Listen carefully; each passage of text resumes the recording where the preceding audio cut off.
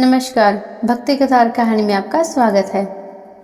एक बार राजा विक्रमादित्य दरबार में बैठे थे और दरबारियों से बातचीत कर रहे थे।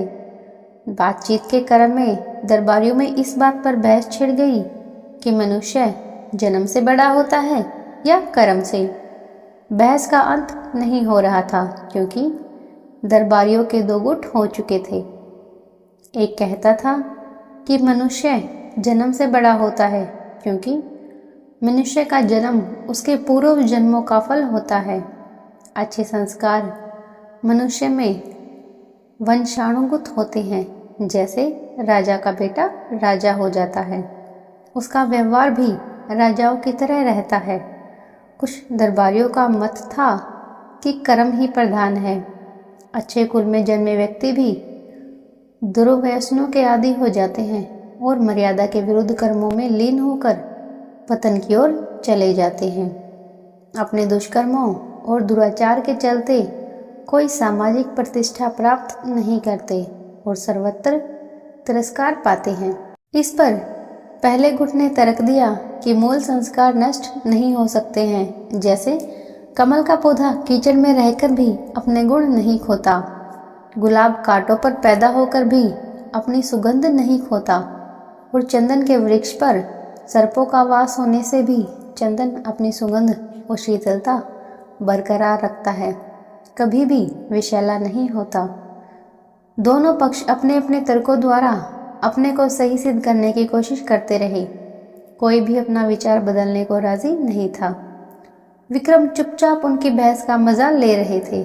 जब उनकी बहस बहुत आगे बढ़ गई तो राजा ने उन्हें शांत रहने का आदेश दिया और कहा कि वे प्रत्यक्ष उदाहरण द्वारा करेंगे।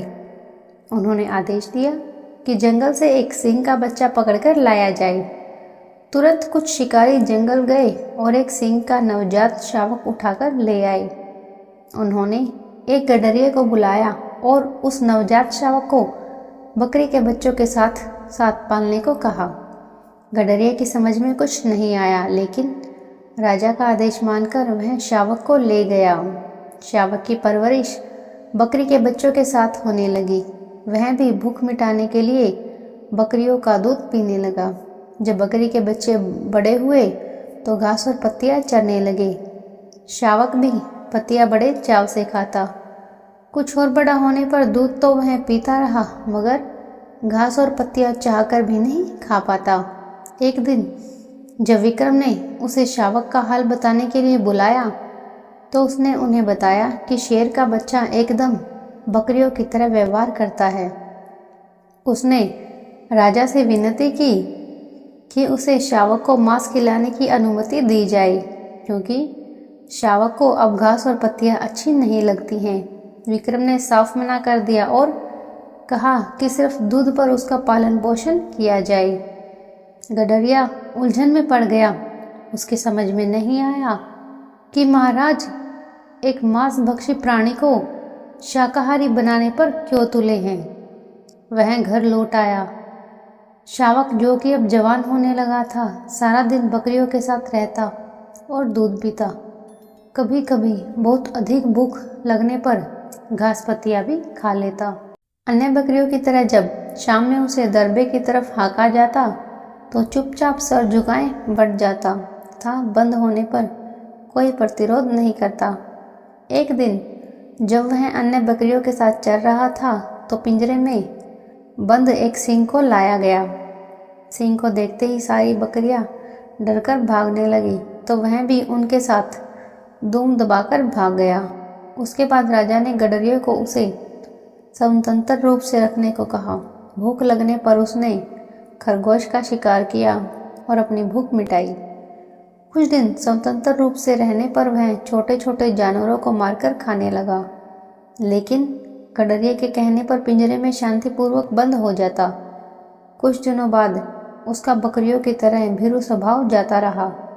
एक दिन जब फिर से उसी शेर को उसके सामने लाया गया तो वह डरकर नहीं भागा।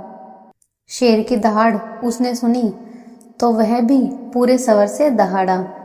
राजा अपने दरबारियों के साथ सब कुछ गौर से देख रहे थे। उन्होंने दरबारियों को कहा कि इंसान में मूल प्रवृत्तियाँ शेर के बच्चे की तरह ही जन्म से होती हैं। अवसर पाकर वे प्रवृत्तियाँ स्वतः उजागर हो जाती हैं, जैसे कि इस शावक के साथ हुआ। बकरियों के साथ रहते हुए उसकी सींग वाली प्रवृत्ति छिप गई थी, मगर स्वतंत्र रूप से विचरण करने पर अपने आप प्रकट हो गई।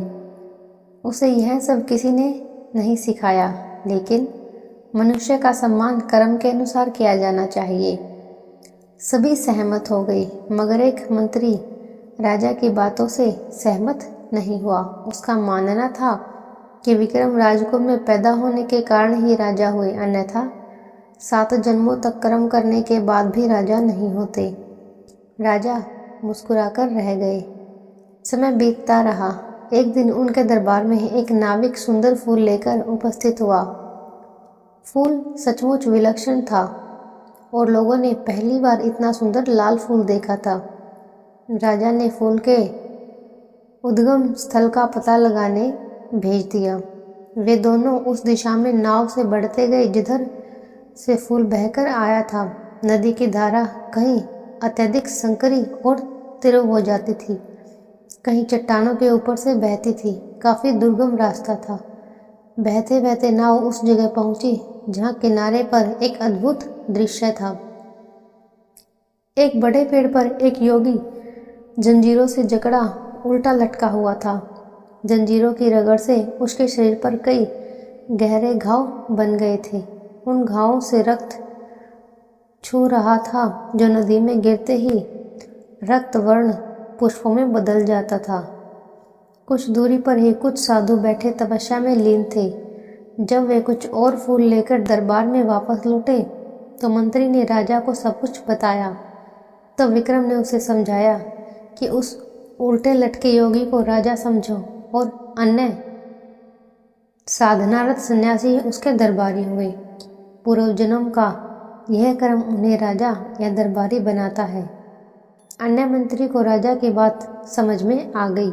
उसने मान लिया कि पूर्व जन्म के कर्म के फल के रूप में ही किसी को राजगद्दी मिलती है।